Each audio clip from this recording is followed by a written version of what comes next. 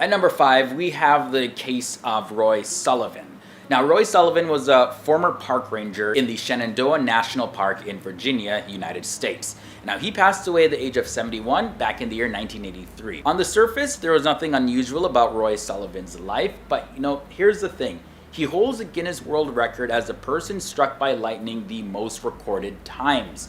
The first strike happened in the year 1942, then years later in 1969, also 1970, 1972, 1973, 1976, and the last one came in the year of 1977. And when you consider the odds of being struck by lightning, they work out to be for Roy 4.15 in 100 nonillion.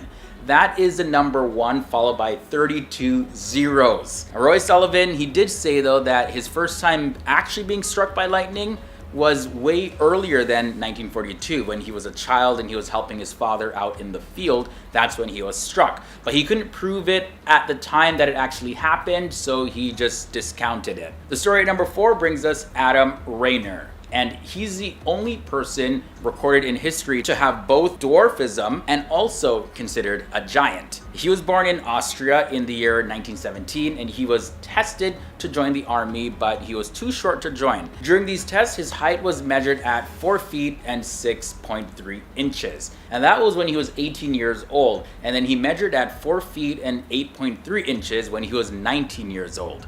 Then this probably happened as a result of a pituitary tumor, but he had a massive spike in growth. In the year 1930, Adam Rayner was operated on, and a few months after the operation, he was measured again. And he stood at 6.9 inches, but his spinal curvature was a lot more severe, and that indicated that he was still growing and that this operation to really stop his growth had failed. And when he passed away in the year 1950, he had stood at 7 feet and 8 inches. His feet measured 13.1 inches, and his hands were 9.4 inches, and he weighed 241 pounds. Story number 3 involves Julia Pastrana. Now, she suffered from a genetic disorder called hypertrichosis terminalis, and because of this, her face and body were covered with black hair. Her eyes and nose were unusually large, and her teeth were irregular. Now, this condition was actually a secondary condition caused by a rare disease by the name of gingival hyperplasia. Julia was born in Mexico in the year 1834, and later a man by the name of Theodore Lent discovered her in the United States, and he convinced her to marry him. Now, he traveled with her and he displayed her at freak shows throughout the United States as well as in Europe. And she was dubbed the ugliest woman in the world.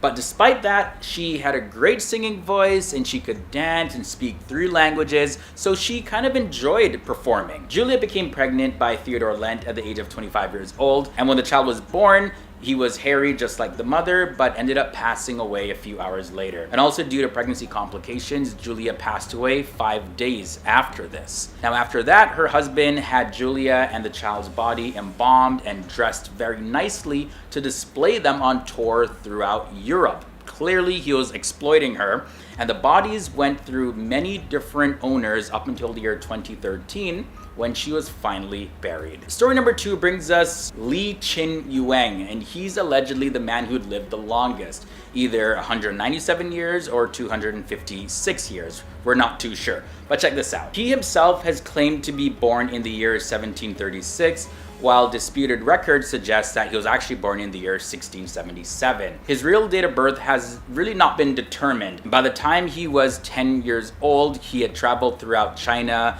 gathering herbs, and he continued to do so for the rest of his first 100 years. And when he asked what was his secret to living long, Li Qingyuan, he said this: keep a quiet heart, sit like a tortoise, walk like a pigeon, and sleep like a dog. Now, some say he had 24 wives, and when he looked at his right hand, the fingernails had measured 6 inches long. Now, in the year 1930, Professor Wu Cheng from the Chengdu University found records that the Imperial Chinese government had congratulated Li Qing in the year 1827 on his 150th birthday, which would make him 256 years old. Now, he passed away in 1933. And finally, this story definitely might make you cringe.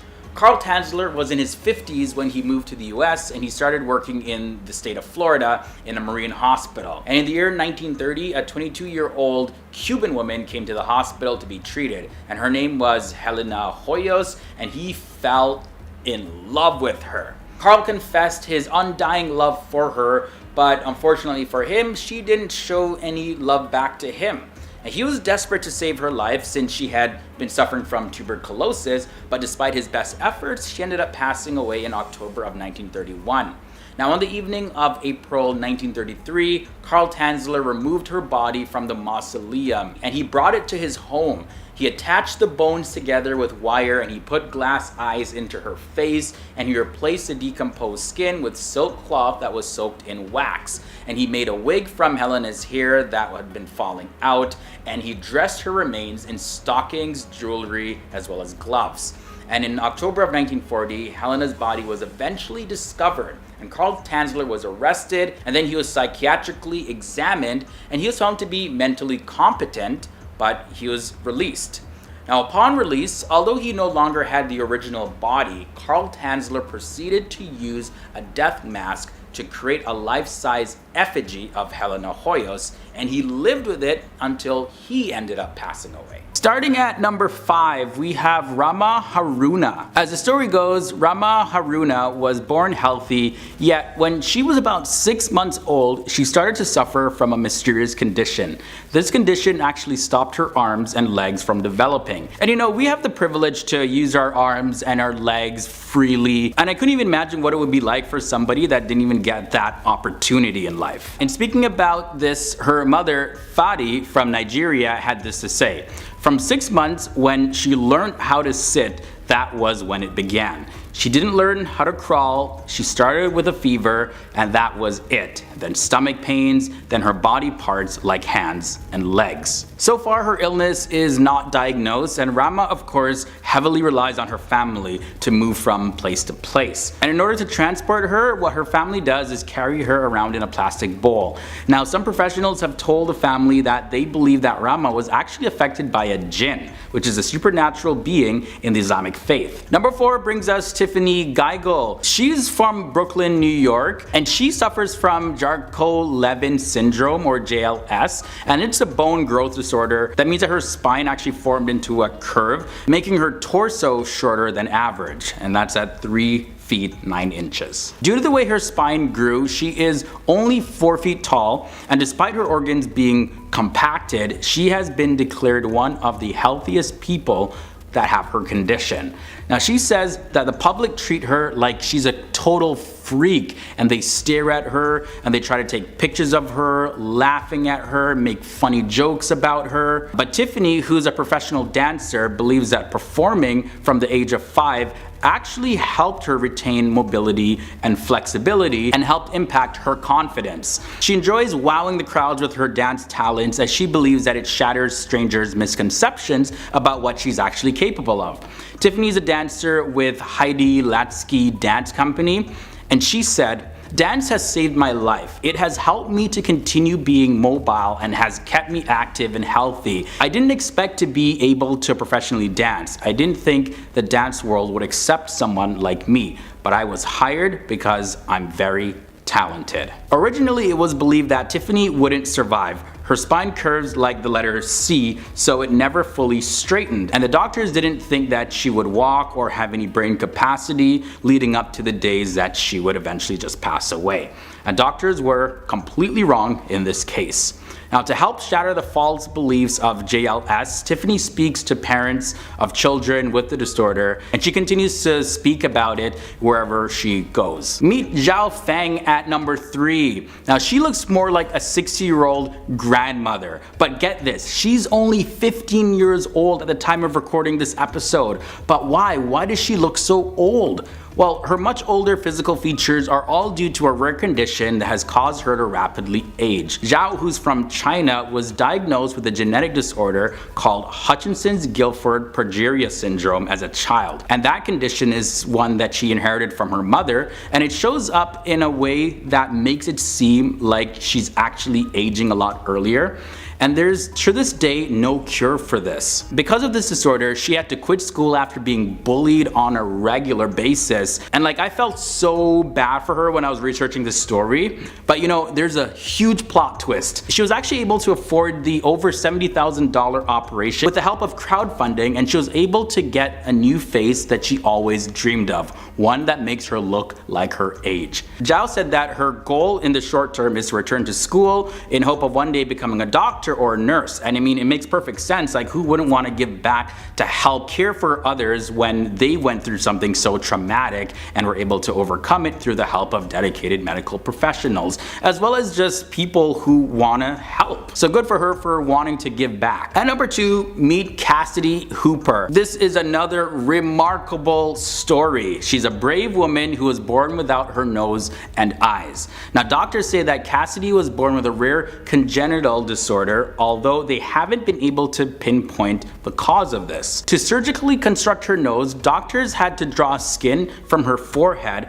and pull it down so it continued to get a blood supply. And this was then stitched and folded to make it look like a nose. They then had to graft one of her ribs to use as a nose bridge, and the process to get a new nose started for Cassidy back in the year 2007. At that time, the doctors had to carve a space for the nose to sit. Cassidy has a bright future ahead of her. She hopes to one day just be known in the world of radio broadcasting, where she's actively pursuing it right now. And the woman at number 1 is Jennifer Bricker. Jennifer Bricker is an American acrobat and aerialist. She's also an author, public speaker, you name it, she does it. But hear this, she was born without her legs. Jennifer was given up for adoption at the hospital as soon as she was born. An American family, Gerald and Sharon Bricker, adopted Jennifer and raised her in a small town in Illinois. Even though Jennifer couldn't have a normal life growing up, her parents never let the word can't be part of her vocabulary. If she wanted to skate, they said they would tie roller skates to Jennifer's hands and go from there. It was because of their encouragement that Jennifer was able to pursue volleyball, softball, even basketball, and she never saw her disability as a limitation. Now, her sister, Dominique Moceanu, who's a retired Romanian-American gymnast, she was a member of the gold medal winning United States women's gymnastics team back in the year 1996 Summer Olympics in Atlanta. And it turns out that Jennifer actually idolized Dominique for years before finding out that they were actually related.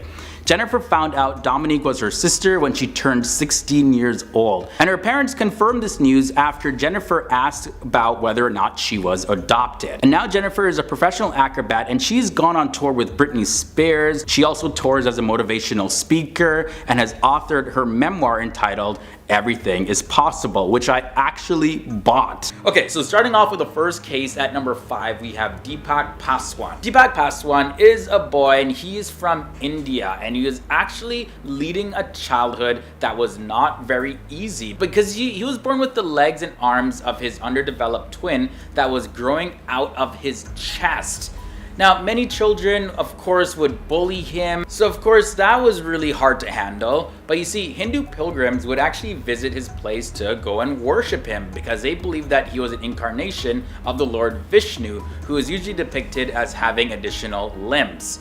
However, back in the year 2010, there was a charitable hospital in Bangalore that agreed to perform the surgery on him, and the surgery cost about $78,000, but they did it for free. Now, this surgery gave Deepak a chance to actually live a normal life, and it was very successful, so today he lives a normal life like any other boy his age. Next up, the case at number 4 involves Myrtle Corbin, but we got to go all the way back to 1888 for this one. There was this little girl that was born with diapegus, which is a congenital deformity, and because of it, she had 2 separate pelvises, as well as she had a pair of extra legs. And beside her stronger outer legs were smaller inner legs. Now, when it came to moving around, Myrtle could easily move around with her inner legs as she could with her outer legs, but she could not walk using them. And despite some medical problems, Myrtle actually gave birth to a son and 4 daughters. And she ended up passing away at the age of 60 in the year 1928. So yeah, she lived as normal as possible from birth up until death with her condition. The case at number 3 involves a little boy named Kang Kang.